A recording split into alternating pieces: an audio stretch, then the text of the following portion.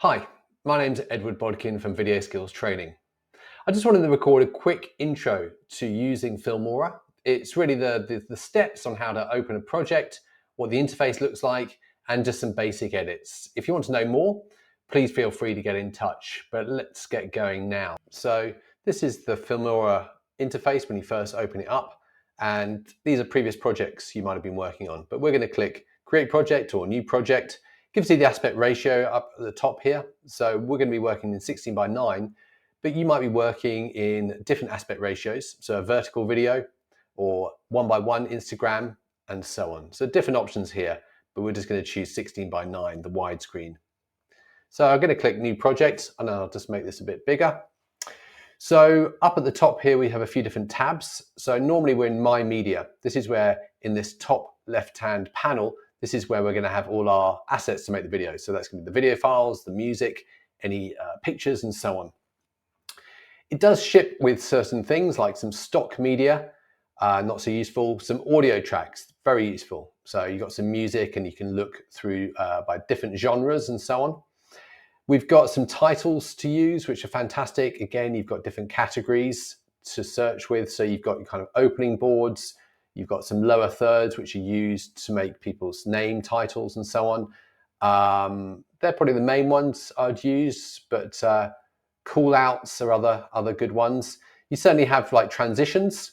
Most of the time, I'm only ever going to be using perhaps a cross dissolve, this one, cross dissolve, or fade to black, or fade is called here. But there are other very creative ones. We have effects, so think of these as sort of Instagram filters, all sorts of really creative ways to make your video look different or to have some sort of special effect. We've got stickers, so a little animated sort of graphics that can go on your screen, super cool, different categories. And then templates. Templates are something which they try and sort of, there's different tabs here. There's templates and they try and sort of ship you or try and get you to purchase sort of animated templates, I suppose. But what I would use in this area is split screens. So if you wanted to have many videos playing at once in different sort of formats, this could be great. So that's really easy to use. So let's go back to My Media and I'm just going to import some footage. So different ways to do that. You can double click in this area here, or there's a drop down where you can import media files or a folder. I'm going to choose a folder and I've got some videos here. Let me just go to a different folder. So it's good to keep organized. So I've got a video folder here with some files. So you've got a folder that appears and you can see the files here. You can view these as small, large thumbnails. Let's make these a bit bigger. And when I double click on them, they load up in this preview monitor here. So I'll just pause that. You can drag that ball left and right to scrub through that clip, or you click on that line and the playhead, that ball, will jump to where your cursor is. So if I double click another one, that loads up and starts playing. So this is how you can look through your shots. Now, normally I start with my interview clip. So I know it's this one. And with video editing, you want to choose the portion of the clip you want to use in your video. So that's marked with an in and an out point. So these brackets here mark in and mark out, and it shows you the keyboard shortcuts, I for in, O for out. This is how you can mark up sections of your video. Now you can have many portions from one clip, but you can only have one in and one out point at one time. So I can play this video. So on the one-day camera skills course, we look at all the video settings. Okay, so this made a mistake there, so let's just start again. Okay, so just before I start speaking, I'll mark an in point. And then at the end of what I'm talking about, we're ready to upload to any social media platform. I can mark an out point. So you can see it's marked an in and an out point there. Those can be moved around if you want to. You can just drag the in and out points. Once I've got that selected, I can just drag the clip into this area here. This is where you start building your video. Let's just do that again. And I'll just move it all the way over to the left-hand side, so the start of the video. Now we've got this red playhead, which will scrub through the video track. Now often you want to zoom in and out in this area here. So you have a plus and a minus button here and a scrubbing tool, a slider, to zoom in and out. So when I click in this area, that red playhead jumps to where I click. You've got to be quite precise and click on those lines. If I want to drag the playhead, I've got to drag right on that red triangle. If it's a little bit below, all it does is zoom in and out. So it's a bit fiddly, but you get used to it. I can also click down here and the playhead will jump. So that's normally how I work. Now, if I just zoom in on this end here, so move the playhead where I want to zoom in on and try and zoom in here. So let's just use the plus button right at the very start of the video. I can trim on the timeline. So what that means is as I bring my cursor to the start of the clip, it turns into a black bar, goes from an arrow to a sort of bar with an arrow on it. And I can shorten this clip. So now it starts with less of a pause at the beginning. So start stop is spacebar, or you can use this play button. On the one-day camera skills course, we look at... And then at the end of the video, I can use the minus button to zoom out, or even better, there's a button here which is called zoom to fit timeline, which is / keyboard shortcut. So when I press that, it zooms out. So again, I can shorten the end of this clip or extend it. Now, sometimes you have a problem in the middle of someone's answer. You just want to chop a section out. So if I just go around here, I know that I deliberately say something like this. Size. Now, if someone makes a mistake during the interview, it's not a problem because we can look at how you cut those sections out. We're using... So I want to cut that section out. So I'll just bring the playhead back again. Frame size. So this is the area. So you just put the playhead on the point where you want to make a cut. And I can either drag these scissors up over the top and select them, or I just use the scissor button here. So let's put a cut in. So this one video clip is now 2 parts, but I want to cut again in a minute, just down here. These sections out. Around here. So put the playhead where you want to make a cut and press the scissors button, select it, select the bit you want to get rid of, and then hit backspace or delete on a Mac, and he gets rid of that section. So then I just play this cut. Balance and also frame rate and frame size. We're using radio mics here. So that's how you chop sections out. So that's really easy. Often with video editing, you then want to add extra shots over the top. So let's say we want to have a shot where I walk into frame at the beginning. So I can mark an in point just where I appear. Just pause the video, just bring it back in time. Just as my arm appears in the frame, I'm going to mark an in point, and then I'm going to mark an out point as I sit down, maybe just as I'm sitting down there. I'll mark an out point, and you'll see why in a minute, because I'm going to be precise with the out point of this clip and the in point of the next clip. So I'm going to drag this shot and you put it over the top, and that's how video editing works. When you put something on the track above, it hides what's below it. So now you'll hear me, but you'll see something else.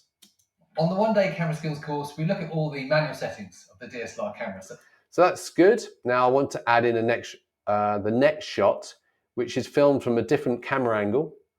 And I'm going to be precise with, just press pause here, precise with this. So as I'm about to sit down there, whoops, let's just pause that video, bring that back. Just as I'm sitting down, I'm going to mark an in point, and then I pick up the camera and I'll mark an out point. So I've got in and out point, and I drag this down and I put them together like that. Now let's play this back. Of course, we look at all the manual settings of the DSLR camera. So that's the ISO, the shutter speed, and the app. That's great. Maybe I'll just make that, just change that a little bit. Look at all the manual settings of the DSLR camera. Perfect. So that's the So that looks a little bit better. And then I can just trim this. So I'm looking down at the camera there. This clip's a little bit long, so just shorten it on the timeline. And just as an example, I'm going to add in one more shot. And that's me looking down at the camera. Yep, here's this shot. So we filmed it in a particular way, knowing how we're going to edit it. So I can mark an in point and an out point. This is what you do every time. Drag it down, put it next to that one. So we've got 3 shots. Let's play it from the beginning. On the one-day camera skills course, we look at all the manual settings of the DSLR camera. So that's the ISO, the shutter speed, and the aperture. We look at white balance and also frame rate and frame size. We're using radio mics here. So you just keep going. So, you film your interview, then you add your extra shots over the top. So the next one would be this one with the radio mics, and this hides that jump cut, hides the cut in the video track. That's why overlay shots, the name for these extra shots you put in. Some people call them overlay, B-roll, or cutaways. This helps hide these cuts. So now you won't see that jump cut because it's lined up with the cut in the video track. Frame rate and frame size. We're using radio mics here. There's lots of different ones, but the main secret to good sound is... Now, sometimes you don't want the audio on these overlay shots. So there's a little horizontal green line, and I can just drag that line down and that mutes it. Or I can right click on that clip and it does the same thing if I just press mute.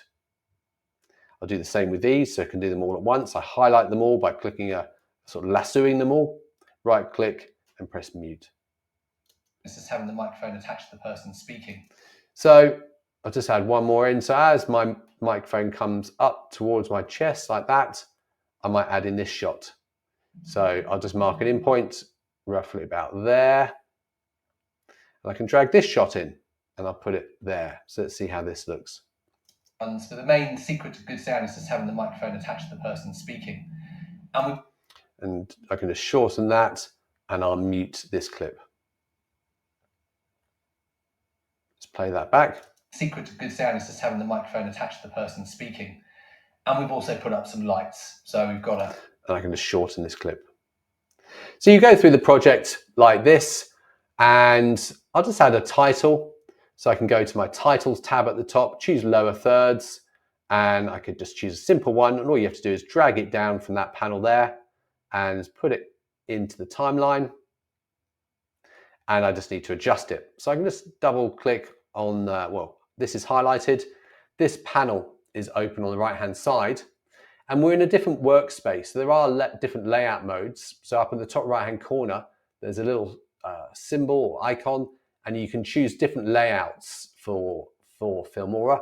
And I'm in the timeline one. Now, when you select any clip, there's a panel on the top right-hand side that changes and it lets you change different things about that clip. So with the graphic, obviously what you want to change are things like the text and so on. So it says U title here. Let's just change that to Edward. Oops, no, this is where it's going to be the lower one. So I'll just type in video, skills, training. You can change the font and so on. But for now, I'll just select that top layer. So you've got different layers to change. And I'll just put my name in here, Edward Bodkin. Might need to sort of line them up. So you can just move that along a bit if you need to. That's all cool. Don't really like that font much. So let's have a look at our options. Oh, here it is. Let's just choose something else. Scroll down. So whatever fonts you have installed on your computer, you'll be able to use. Let's just choose Arial. Anyway, pretty simple and easy to do. And also frame rate and frame size. We're using... I can just shorten this down again. So not much space for that clip, but that's okay. So I'll just use the razor blade tool here, or sorry, the scissors, and just get rid of that bit. So you work through the project like this. You can add some music. So we can go to the audio, and I don't know what this sounds like, but I'm just going to drag it down and put it onto the music layer down here. We're using radio mics. Now music starts off too loud, so all I need to do is select the music track, and this panel updates, and I can change the volume. on this one. So I'm just going to reduce it down. Here, there's lots of different ones, but the main secret to good sound is just having the microphone attached to the person speaking. So music always sounds too loud to start with. And if I just zoom out, you can see the music track's too long. That's okay. I can just shorten it like that. And again, you have the option here to fade in and fade out. And I'm going to fade out the music over a period of time. So towards the end of the video. And then you've got a video ready to upload to any social media platform. The music fades out. Now the video would look better if it had a fade on the end of it, because at the moment it just quickly fades. And then you've got a video ready to upload to any social media platform. So it's nice if that actually faded to black, and there's this transition called fade. So I'll just put that on there. And then you've got a video ready to upload to any social media platform. And it's just fading out as I'm still talking, so I can just extend the video a bit. You've got a video ready to upload to any social media platform.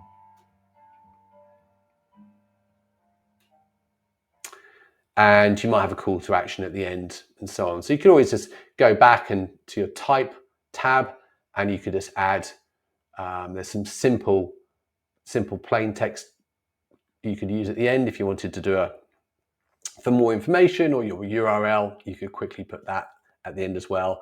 And on these graphics, if I go to my transitions, you can make them fade in and out. So if I put a dissolve on the front of that and a dissolve on the end of that, maybe just make it a little bit longer, you can see how the video would end.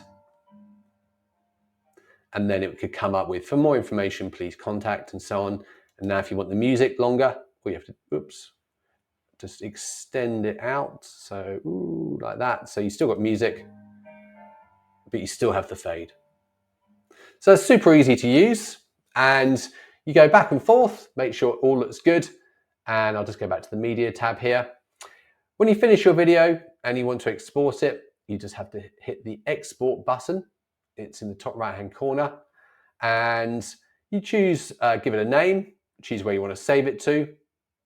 And you've got some different presets.